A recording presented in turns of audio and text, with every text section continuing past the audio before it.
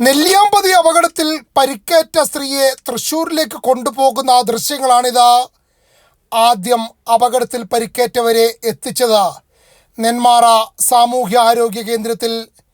അവിടെ നിന്നും 27 കിലോമീറ്റർ അകലെയുള്ള പാലക്കാട് ജില്ലാ ആശുപത്രിയിലേക്ക് വിദഗ്ധ ചികിത്സയ്ക്കായി എത്തിച്ചു. പ്രത്യേകിച്ചൊന്നും ചെയ്തില്ല. പാലക്കാട് നിന്നും വീണ്ടും റഫർ ചെയ്തിരിക്കുന്നു. 75 കിലോമീറ്റർ അകലെയുള്ള തൃശ്ശൂർ മെഡിക്കൽ കോളേജിലേക്ക്.